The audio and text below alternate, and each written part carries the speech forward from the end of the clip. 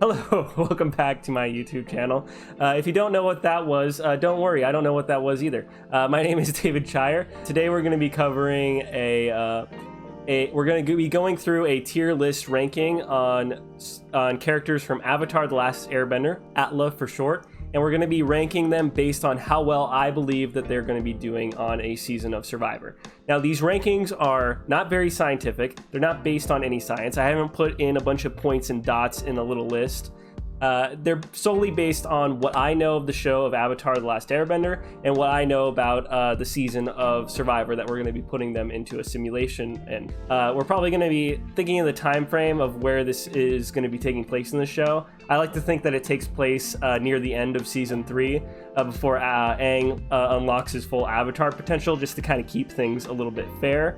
And instead of Fire Lord Ozai and Aang facing off in this epic climactic battle, instead they were like, hey, we could fight, we could, do this whole ringamarang, like chosen destiny, like you're officially trained and now the chosen one thing and I could lose, or we could film a reality show and just see how that goes, huh? So that's kind of where the time frame's at, near the end of season 3. Which will help some characters and hinder some other characters that we'll see in the tier list. But enough of me talking. Like, you're probably bored of me talking already. And let's just go ahead and jump right into it. All right. So starting off, we're going to start off with Aang, Mr.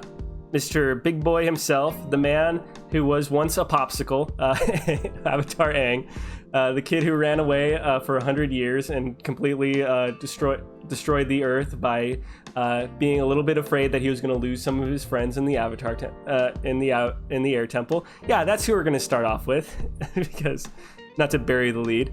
I would say, based off of what I know about Aang and based on where he is at in the series, I would say he makes the merge. I would say he makes the merge. Part of me wants to put him into a contender spot, because I think that Aang is going to be really good at the challenges, especially since he has access to the Avatar state.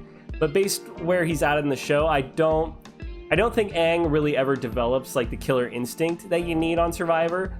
Him being able to lie to his friends to get further ahead is going to be very difficult for him in the end game. Whereas like other players through this process, we'll see, I think, have better opportunities to lie to Aang, and Aang will probably get betrayed. Also, the fact that when coming into the merge target's usually a really big target from either tribe. And Aang is going to be definitely seen as the person that the villain's tribe will want to get rid of first, because of his Avatar state and the fact that like most of the series is just dedicated to hunting down this little 12-year-old boy. So I think that he makes the merge because he's a really big help to the tribe physically, but I don't think that I see Aang making it much further down the line. Now, going off to his biggest enemy in the show, Fire Lord Ozai. I think Fire Lord Ozai also has very similar problems. I think he does make the merge because of the fact that most of the people that are on his tribe are people that he has subjugated into the Fire Nation. They're people that serve him just purely out of fear. So if he's the first person voted out, or even voted out pre-merge, there's going to be some problems at home. So I don't see Azula really turning on him. I don't really see Zuko turning on him that quickly. Zuko's got to wait until the merge in order to start making those alliances with the other side and start turning on his father. I think Fire Lord Ozai has similar problems. He's also going to be like the number one target come merge. Since we split it up into heroes, villains, Aang is going to definitely want to take a shot at him.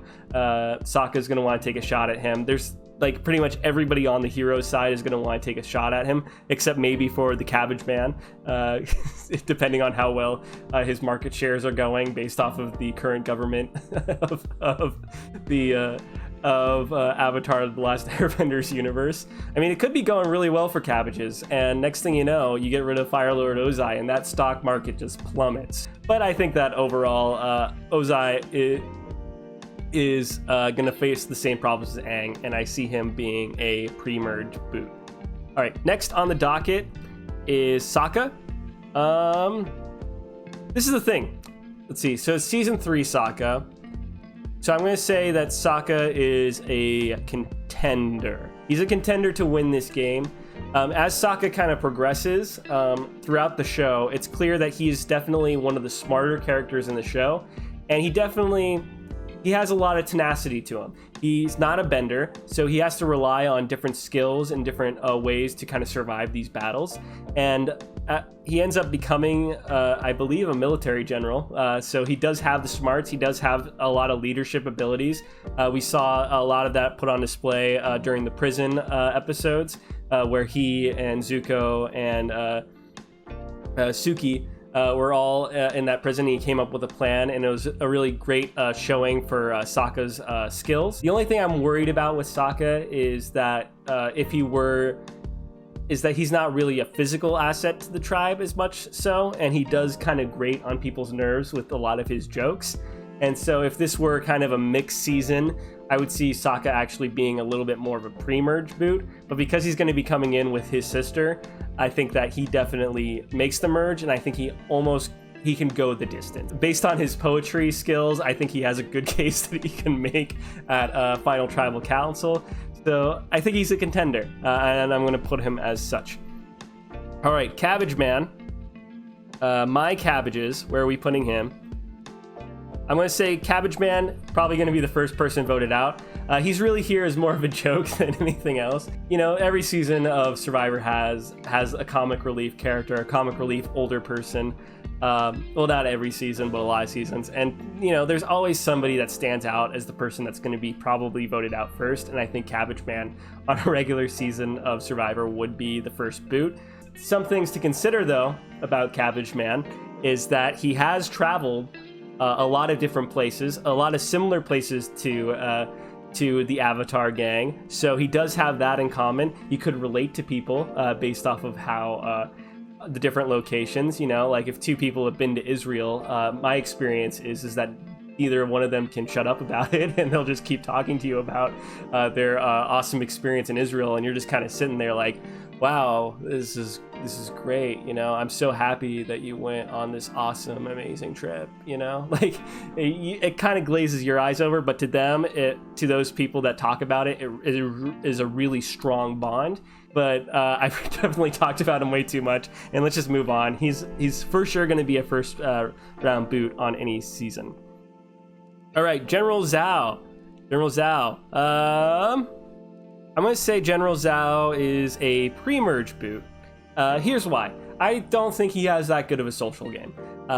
Based off of his anger issues and the fact that he doesn't really think strategically, I think that Zhao is going to have a really hard time in this game. Zuko and him already clash a lot, and I don't think anybody really takes him seriously. We don't see a lot of his interactions with Azula as well in the show. He doesn't really have those kind of interactions, and he doesn't really make it past season 1. And so it's kind of hard to judge where his relationships lie. Also, the fact that he is a villain that was really easily manipulated a lot during the early portions of the show. Best example I can think of is the episode where Aang learns a little bit about firebending in the first season. That whole episode where he is able to trick Zhao into like destroying his own ships just doesn't show that Zhao really has that much of a strategic brain. That being said, he did kill a moon god, so so maybe there is a little bit of more strategy than I'm thinking. But I just do not see Zhao making it past the pre-merge in a normal season. And if he is kind of a physical threat, he'd be like the person that you cut right before the merge, because that's just somebody you could use him as an asset. But as you get closer and closer to like day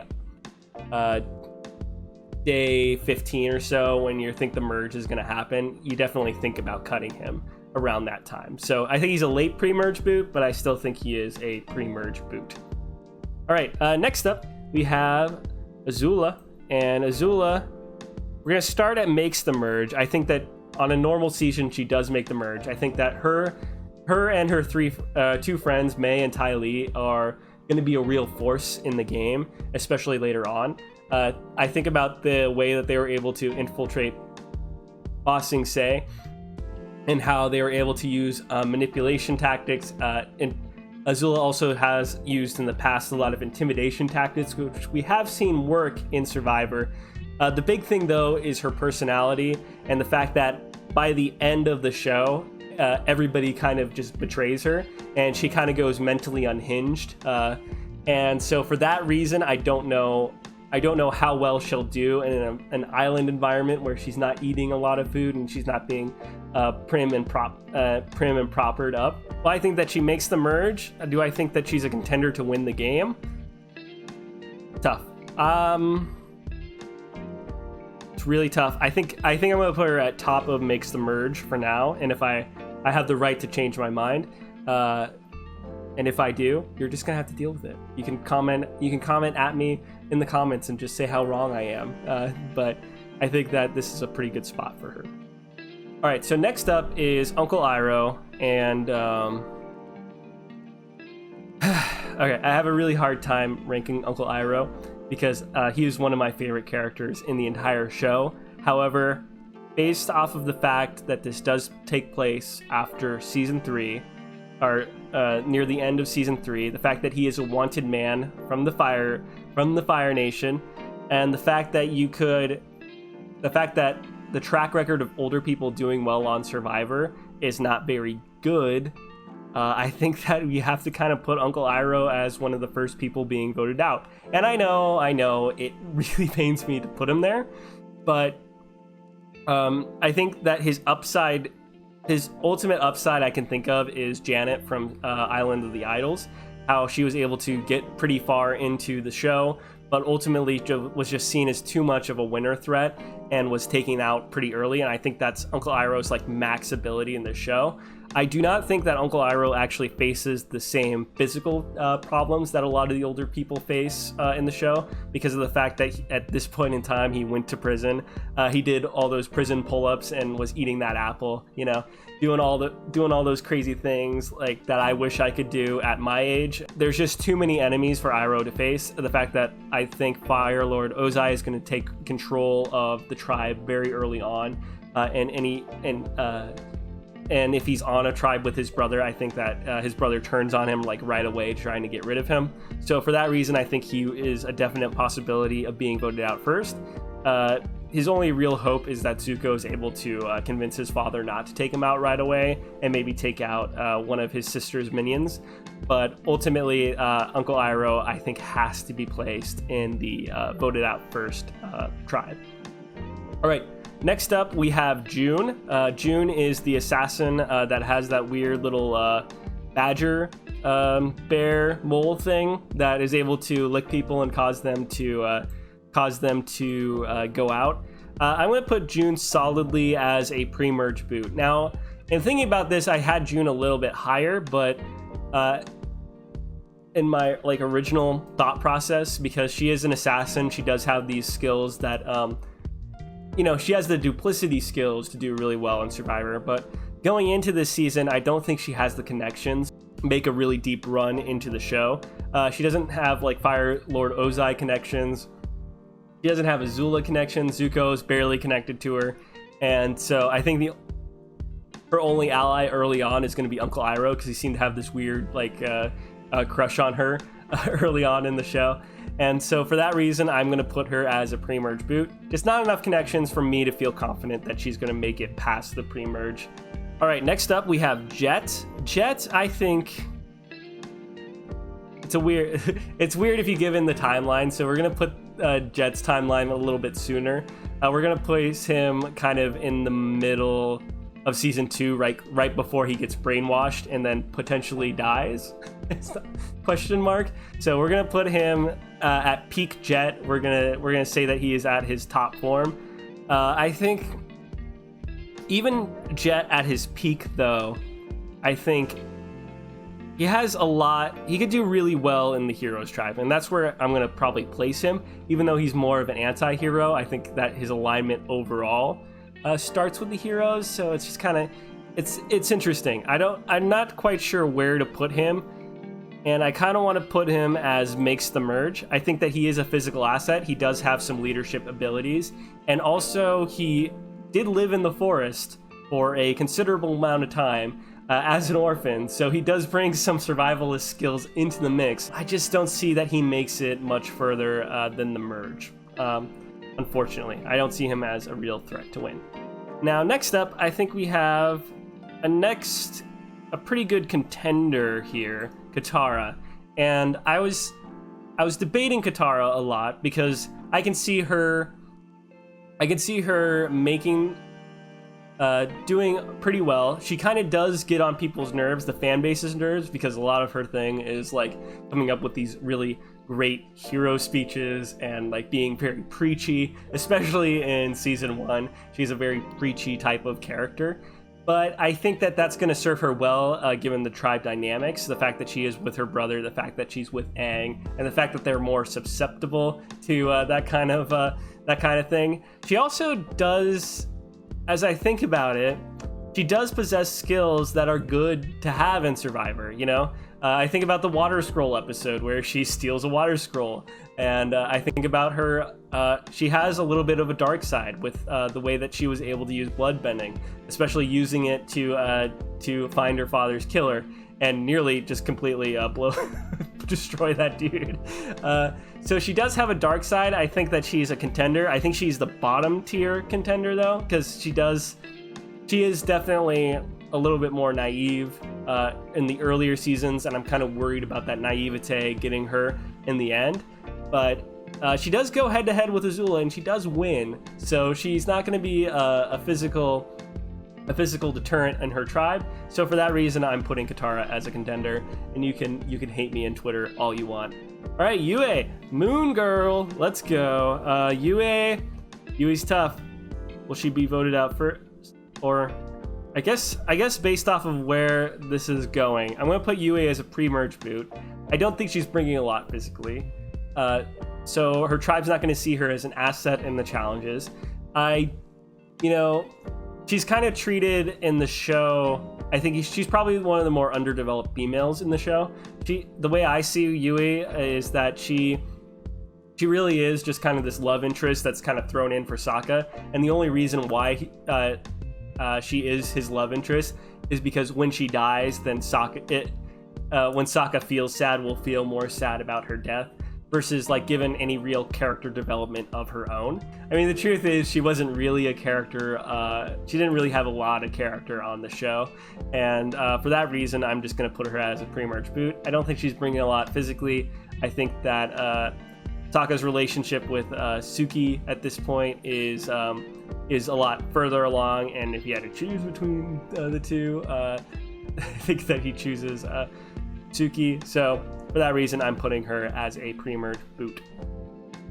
All right, May makes the merge, and I'm gonna put May above Azula here. I think May has a really strong relationship with Zuko. I think that her relationship with Azula and Ty Lee is going to be really strong for her pre-merge game, and she did defect from Azula and broke off that alliance with her, and so if she's able to do a similar thing near the end of the game, I think that she has a really good chance at making it to Final 3. Now the problem with May is that May I don't believe has the personality per se to win over a jury, and so I might actually move her up one. I don't think she has the personality to win over a jury. I can see her kind of being an Amanda Kimball, not really explaining her game well, and though probably a little bit less like Amanda, because maybe more like Courtney, where she's just kind of the meaner, sassier version of Todd and his game. So I don't think May's going to make some amazing final tribal council speech, but she'll get there, and she has proven to make big moves against people in her quote-unquote alliance. So I think that May has a pretty good shot at winning the game. All right, next up we have Zuki, and Zuki also, I would say, is a real contender to win the season. I'd actually put her above Katara, and maybe put her above Sokka. Zuki has shown that she has a lot of tribe leadership abilities. The fact that she's the leader of the Kyoshi warriors, and she was able to utilize that. Her relationship with Sokka is also very strong. She is a little bit less connected to the other characters in the show, and so for that reason, I don't think she's going to come in with a lot of strong alliances. but she has all these skill sets that I think really do suit Survivor pretty well. I think that having a good sense of balance, having a good sense of strength, being a Kyoshi warrior will serve her well in a lot of these immunity challenges.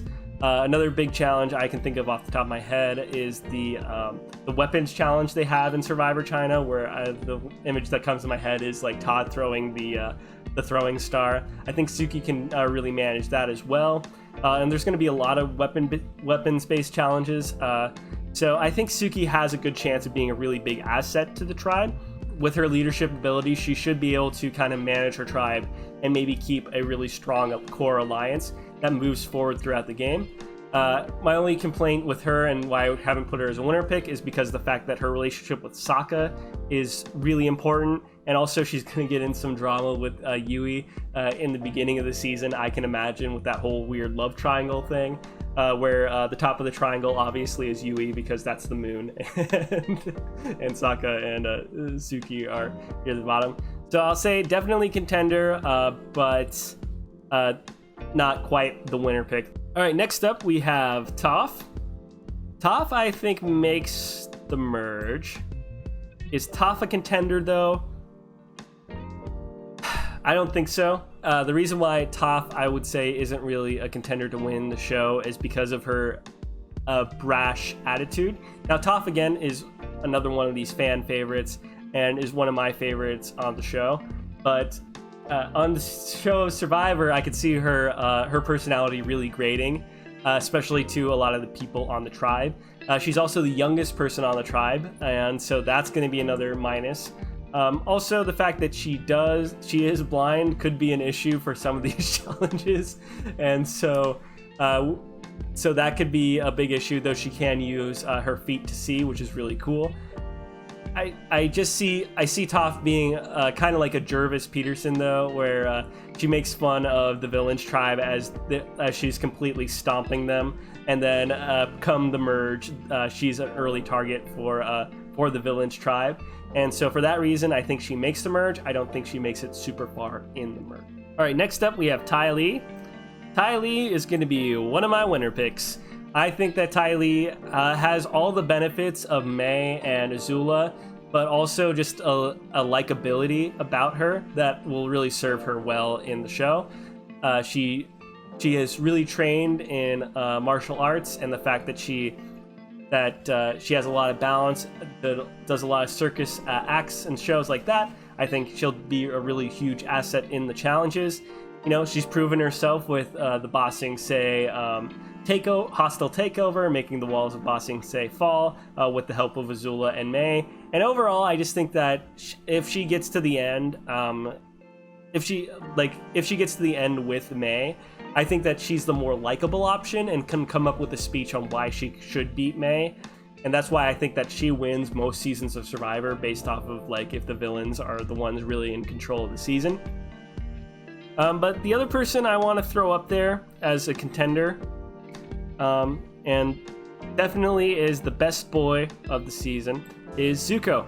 I want to put Zuko right above Sokka, and the reason being is that Zuko is a known flipper, and especially some of these earlier seasons, flippers were kind of seen as like the bad guy, and people, when you burn your tribe, like half of Zuko's face, it leaves a bad taste in a lot of people's mouths. So I can definitely see Zuko getting to the end and not getting votes because of his flip-floppy kind of nature.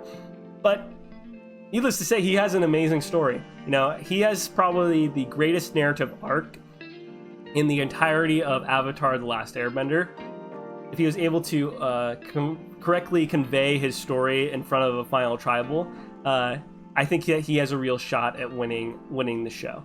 All that being said, this is just completely random, like totally my opinions and my thoughts. So if you have different thoughts and opinions, go ahead and comment in the comment sections below. If you can also like and hit that weird bell icon, that'd be really awesome, and subscribe to my channel, that'd be really great. Next week, we're going to be actually putting all these characters into the Brant Steel for Survivor China. And we'll see how that goes and see if my winner pick Ty Lee is able to actually be the cream of the crop. And otherwise, have a good rest of the week, and I will see you later. All right, bye.